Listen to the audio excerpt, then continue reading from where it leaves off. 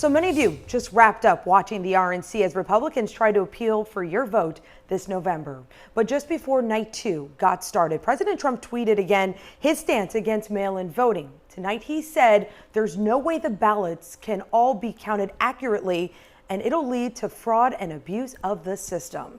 Our local election supervisors continue to push back on claims the president is making about a rigged election. What's more likely is that it will be a close election.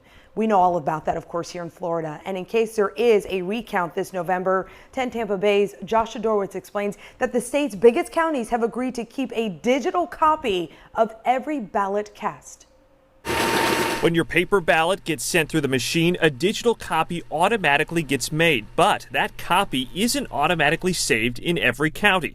In fact, the law only requires counties keep paper ballots for a certain amount of time after an election in case of a recount. Unfortunately, Florida has a history of mishandled elections. That's why this attorney is suing Florida's 8 biggest counties, including Hillsborough and Pinellas. He says having a ballot backup, a copy, could be key in a close election. In 2018, there were ballots that were lost during the recount, that they were unaccounted for. In Broward County alone, 2,040 ballots were lost. You've got the paper ballot, you've got the ballot image, and that redundancy removes doubt about whether or not that ballot should be counted. The state and election supervisors have pushed back, arguing against the redundancy because the paper ballot is the official record. They also say having to save the digital images could delay the vote tabulation. So far, their efforts to dismiss this lawsuit have failed, which is what led to this agreement until the legal battle can be hashed out after the November election. That happened in 2000, it happened in 2016, it happened in 2018. And these digital ballot images will help make sure that the voters will have more confidence in the outcome. They said that those 8 counties that have agreed to save the digital copies account for nearly 60% of all ballots cast in our state.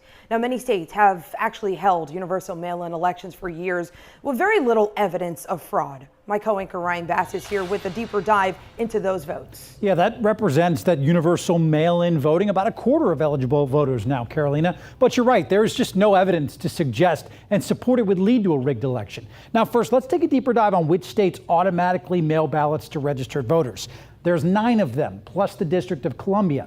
That's 44 million voters, or just 21% of Americans who are eligible to vote. Nevada, that's one of the newbies here, adopting universal vote by mail for 2020. But of note, they're the only battleground state, as of now, that's automatically mailing ballots to voters. But 5 states have been doing this for years. I want to point out 3 specifically: Oregon, Utah, and Washington. And we researched any evidence of fraud here. Oregon was the first to vote by mail in 2000.